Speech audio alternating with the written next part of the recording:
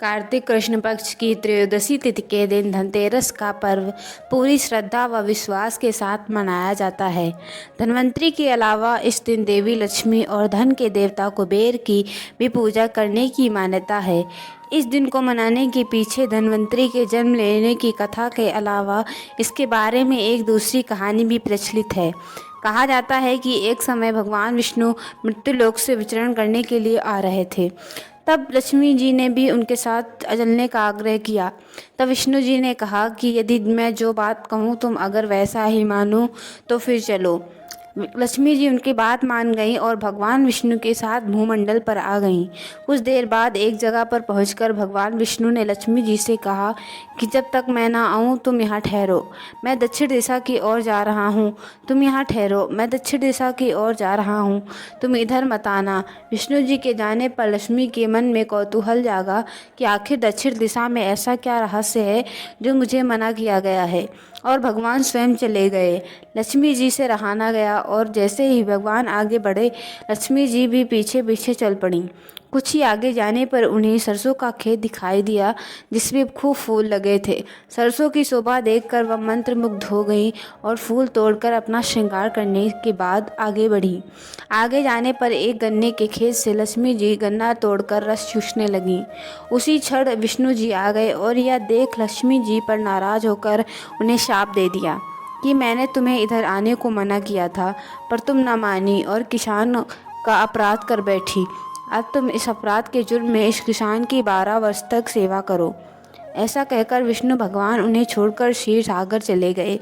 तब लक्ष्मी जी उस गरीब किसान के घर रहने लगी।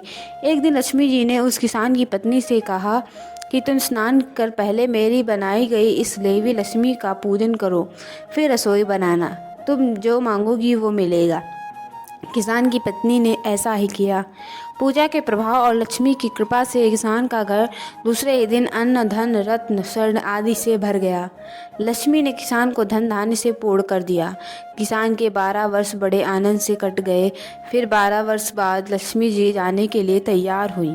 विष्णु जी लक्ष्मी जी को लेने आए तो किसान ने उन्हें भेजने से इनकार कर दिया। तब भगवान ने किसान से कहा कि इन्हें कौन जाने देता है, ये तो चंचला हैं, कहीं नहीं ठहरती, इनको बड़े बड़े नहीं रोक सके। इनको मेरा शाप था इसलिए 12 वर्ष से तुम्हारी सेवा कर रही थी, अब सेवा का समय पूरा हो चुका है। किसान हठपूर्वक बोला कि नहीं, अब मैं लक्ष्मी जी को नहीं जाने दूंगा। तब लक्ष्मी जी ने कहा कि हे किसान, तुम मुझे रोकना चाहते हो तो जो मैं कहूँ ऐसा करो। कल 13 से तुम कल घर को लीप पोत कर स्वच्छ करना, रात्रि में घी का दीपक जलाकर रखना और सायंकाल मेरा पूजा करना, और एक तांबे के कलश में रुपए भरकर मेरे लिए रखना। मैं उस कलश में निवास करूंगी किंतु पूजा के समय मैं दिखाई नहीं दूंगी। इस एक दिन की पूजा से वर्ष भर मैं तुम्हारे घर से नहीं जाऊंगी। यह कहकर वह दीपकों के प्रकाश के साथ 10 दिशाओं में फैल गई।